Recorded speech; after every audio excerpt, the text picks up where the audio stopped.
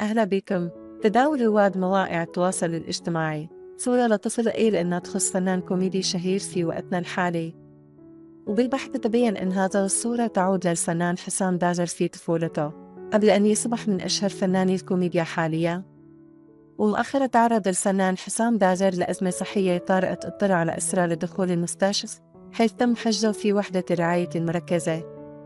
وأعلن أحمد داغر شقيق الفنان حسام داغر عن دخول الأخير للرعاية المركزة في أحد المستشفيات بمنطقة الشيخ زايد، وذلك بعد تعرضه لوعكة صحية وتطور حالته بشكل سريع.